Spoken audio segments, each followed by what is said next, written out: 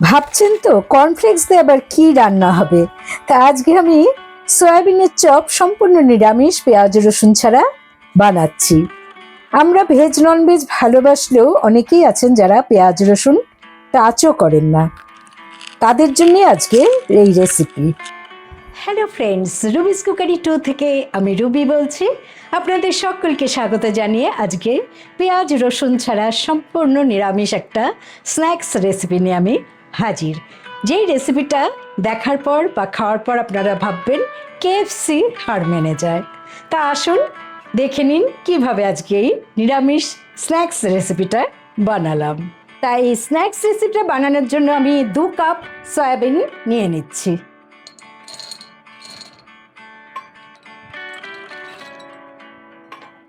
আমি ফুটন্ত জল দিয়ে প্রায় 20 মিনিটের মতো এই সয়াবিনটাকে ভিজিয়ে রাখবো।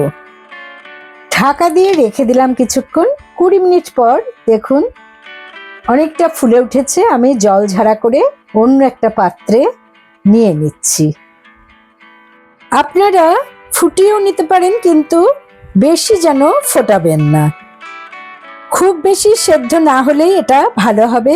আমি 2 থেকে 3 বার ভালো করে নর্মাল জলে এগুলোকে ধুয়ে নিচ্ছি এবং চিপে চিপে অন্য একটা পাত্রে তুলে নিচ্ছি। বন্ধুরা যারা এই পর্যন্ত আমার ভিডিওটি দেখেছেন তারা অবশ্যই একটা লাইক দেবেন, এটা আমার অনুরোধ রইল। আর নতুন বন্ধুরা প্লিজ একটা সাবস্ক্রাইব করে দেবেন এবং পাশে থাকবেন। এবার এই ভেজানো সয়াবিনগুলোকে আপনারা হালকা করে মিক্সিতে গুঁড়ো করে নিতে পারেন। আমি সয়াবিনটাকে চপ করে নিয়ে এসেছি। এবারে আমি একটা সেদ্ধ করে নেওয়া আলু খোসা ছাড়িয়ে গ্রেট করে নেব। এই সেদ্ধ আলুটা সয়াবিনের মধ্যে একটা বাইন্ডিংসের কাজ করবে। আমি গ্রেটারে গ্রেট করে নিচ্ছি। আপনারা চাইলে হাতের সাহায্যে ভালো করে ম্যাশ করে নিতে পারেন।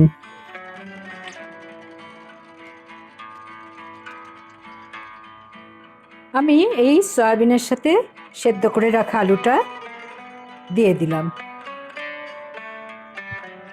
কিছু মশলা আমি এর সাথে অ্যাড করে নিচ্ছি। নিলাম 1 টেবিল স্পুন আদা বাটা, 1 টিস্পুন জিরে গুঁড়ো, 1 টিস্পুন লাল লঙ্কার গুঁড়ো, 1 টিস্পুন গরম মশলার গুঁড়ো, 2টো কাঁচা লঙ্কা কুচি, স্বাদ মতো লবণ, হিং দিয়েছি 1/4 টিস্পুন, ধনেপাতা কুচি, সাথে 2 টেবিল স্পুন কর্নফ্লাওয়ার। আর এখানে ভাজা মশলা নিয়েছি জিরে, ধনে, মৌরি, এলাচ আর শুকনো লঙ্কা একটু রোস্ট করে গুঁড়ো করে নিয়েছি। এটা দিলাম 1 টেবিল স্পুন। সবকিছু ভালো করে মেখে নিতে হবে। সুন্দর একটা গন্ধ বেরোচ্ছে। এবারে দেখুন এরকম হয়েছে। এবারে আমি একটা ব্যাটার বানিয়ে নেব। নিলাম 1/2 কাপ কর্নফ্লাওয়ার, 3/4 কাপ ময়দা, সাথে নিলাম গোলমরিচের গুঁড়ো 1 টেবিল স্পুন, স্বাদ মতো লবণ। অল্প অল্প করে জল মিশিয়ে একটা ব্যাটার বানিয়ে নিতে হবে। একবারে বেশি জল ঢেলে দেবেন না। আমার এই ব্যাটারের কনসিস্টেন্সিটা কিরকম হবে দেখাচ্ছি।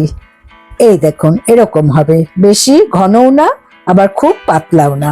আমি ঢাকা দিয়ে কিছুক্ষণ রেস্টে রেখে এখানে 20 টাকা দামের নর্মাল যে কর্নফ্লেক্স সেটা এনে ঢেলে দিলাম আর একটা স্ম্যাশারের সাহায্যে গুঁড়ো করে নিচ্ছি। তবে খুব বেশি মিহি গুঁড়ো করবেন না, এরকম আধ ভাঙা করে নেবেন। এটাতে এই যে চপগুলো বানাবো সেটা খুবই ক্রিস্পি হবে। এর সাথে আমি কিছুটা ব্রেড ক্রাম্ব 1/2 কাপের মতো মিশিয়ে নিচ্ছি। আপনারা চাইলে বিস্কিটের গুঁড়োও মিশাতে পারেন বা কিছু না মেশালেও চলবে। মেখে রাখা এই সয়াবিনের পুরটা আমি হাতের সাহায্যে এরকম একটা শেপ দিয়ে নিচ্ছি।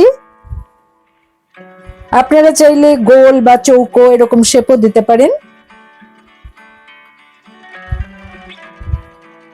আমি এরকম চ্যাপ্টা চ্যাপ্টা করে রেখে দিচ্ছি।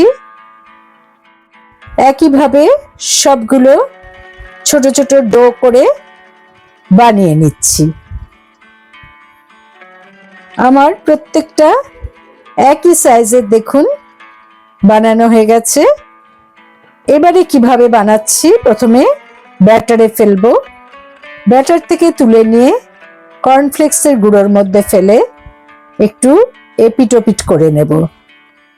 খুব বেশি হাত দিয়ে চেপে চেপে এটা না করলেও চলবে, কারণ এই ব্যাটারের জন্য ভালো করেই এই কর্নফ্লেক্সগুলো গায়ে লেগে যাবে।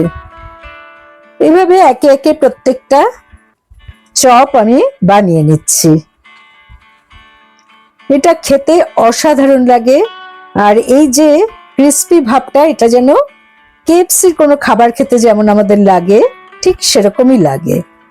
এটা আপনারা পেঁয়াজ রসুন দিয়েও বানিয়ে নিতে পারেন, বা আপনারা অন্য যে কোনো চপে ওপরের কোটটা এরকম ভাবেও দিতে পারেন। আজকে আমি সম্পূর্ণ নিরামিষাশীদের জন্যই মেনলি এই স্ন্যাক্স রেসিপিটা করলাম। দেখুন দেখতে কত সুন্দর হয়েছে। বসিয়ে দিলাম একটা ফ্রাই প্যান।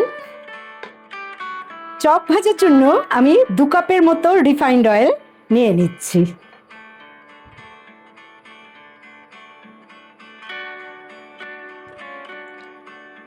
তেলটা যখন মাঝামাঝি গরম হবে তখন এই চপগুলো একে একে ছেড়ে দেবেন।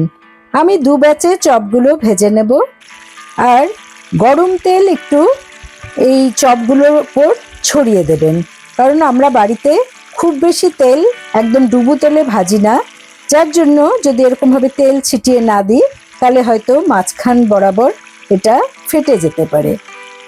তা আমি সমস্ত চপ 2 থেকে 3 বার উল্টে পাল্টে সুন্দর করে ভেজে নিচ্ছি। আর দেখলেই বুঝতে পারবেন যে রংটা এই ধরনের হয়েছে, মানে গোল্ডেন ব্রাউন কালারের হয়েছে। এবারে আমি এগুলো তুলে নেব।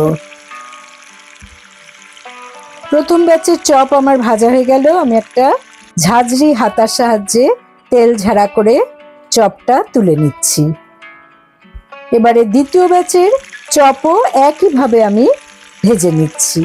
একটা জিনিস লক্ষ্য করুন যে চপগুলো কিন্তু খুব একটা তেল টেনে নিচ্ছে না, কারণ এই কর্নফ্লেক্স দেওয়ার কারণেই তেল ভেতরের দিকে খুব একটা টানছে না, কারণ একই তেলে আমি দ্বিতীয় ব্যাচের চপগুলোকেও একইভাবে ভেজে নিলাম। তা এই ব্যাচের চপগুলোকেও একইভাবে তেল ঝাড়া করে তুলে নিচ্ছি। অতিথি আপ্যায়নে সসের সাথে যদি এই চপ পরিবেশন করেন তাহলে একটাও কিন্তু প্লেটে আর অবশিষ্ট থাকবে না। তৈরি আমার সয়াবিনের চপ।